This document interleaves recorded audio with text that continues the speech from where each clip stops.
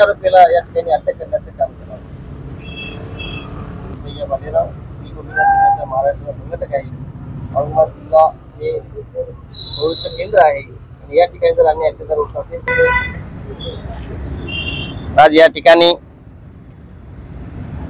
औरंगाबादचे आमचे नेते काकासाहेब गायकवाडजी, जिल्हाध्यक्ष पश्चिम सिद्धोधनजी मोरे, पूर्वचे जिल्हाध्यक्ष प्राध्यापक सचिनजी निकम सर, अक्षरभाई, या सर्व या ठिकाणच्या नेत्यांच्या पुढाकारानं या ठिकाणी रिपब्लिकन सेनेच्या वतीने धरणे आणि निदर्शनाचा कार्यक्रम आयोजित केलेला आहे. या कार्यक्रमामध्ये ज्या मागण्या आहेत आमच्या शासन दरबारी न्याय मांडण्यासाठी, शासन दरबारी नोंद घेण्यासाठी आम्ही या ठिकाणी जे आमचा सामाजिक न्याय विभागाचा निधी आहे तो शासनाने इतरत्र वळवला आहे, तीर्थक्षेत्राला दिलेला आहे, वारकरी संप्रदायाला दिलेला आहे.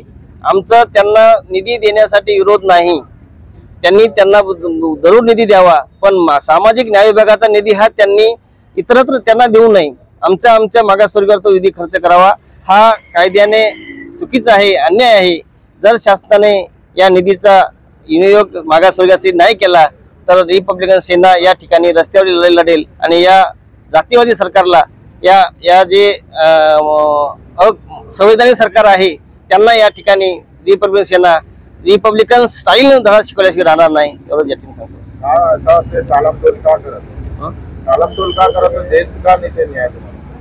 सरकार त्यांचा आता त्यांना कोणी बंधन नाही, त्यांना कोणी त्यांच्यावर गोरदास्त मोठा आहे.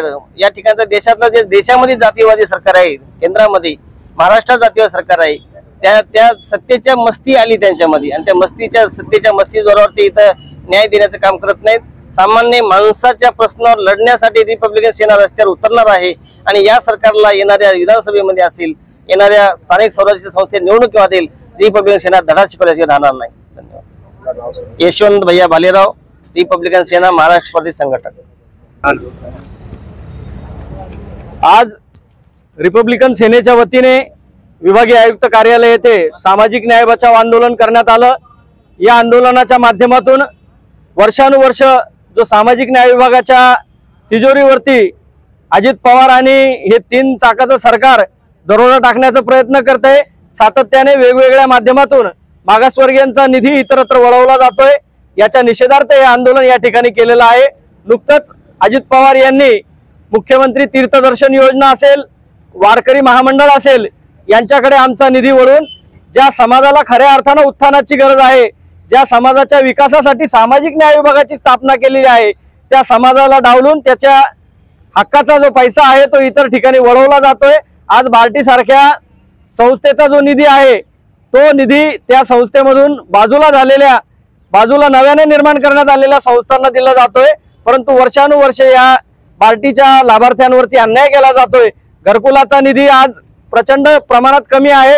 आज रेतीचे दर असतील, मजुरीचे दर असतील किंवा लोखंडाचे दर असतील, हे आकाशाला भिडलेले आहेत. परंतु सरकारला याची कुठलीही जाणीव नसल्याप्रमाणे सरकार वागतंय. मुळात सामाजिक न्यायाच्या निधीवरती हे 3 कावळे टपून बसलेले आहेत आणि याच्या निषेधार्थ हे आंदोलन आज या ठिकाणी आम्ही केलेलं आहे. आनंदराव आंबेडकर साहब, तुम आगे बढ़ो, हम तुम्हारे साथ हैं.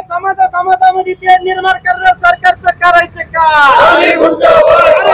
नावावर भांडणे लावणाऱ्या सरकारचं करायचं काय? लागणी बनवणाऱ्या सरकारचं करायचं काय? सामाजिक न्याय विभागाचा निधी वाढवणाऱ्या सरकारचं करायचं काय? घरकुलाला कमी निधी देणाऱ्या सरकारचं करायचं काय? होश में दंगल खोरांवरती कारवाई झालीच पाहिजे. गाजापूर येथील दंगल माजूऱ्यावर कारवाई झालीच पाहिजे. करायचं काय? केंद्र सरकारचं करायचं काय? हर बोल दलित, हर बोल मेरे बहना, हर बोल मेरे भाऊ, हर मुख्यमंत्री पे, हर राज्यकर्ते पे, हर मोदी पे, हर RSS पे, हर बोल दलित, हर बोल मेरे दादा, हर बोल मेरी बहना, हर बोल मेरे चाचा, हर बोल मेरे भैया, रिपब्लिकन सेनेचा आनंदराव आंबेडकर साहब, तुम आगे बढ़ो, हम तुम्हारे साथ हैं. पूर येथील बौद्ध बांधवाची जमीन हडपणाऱ्या विरोधात कारवाई झालीच पाहिजे. कन्नड तहसीलदारावरती कारवाई झालीच पाहिजे.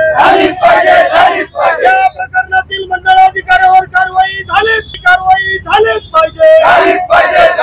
दलितांच्या स्मशानभूमीवर अतिक्रमण करणाऱ्या विरोधात कारवाई झालीच पाहिजे. झोपडपट्टी आमच्या हक्काची आहे.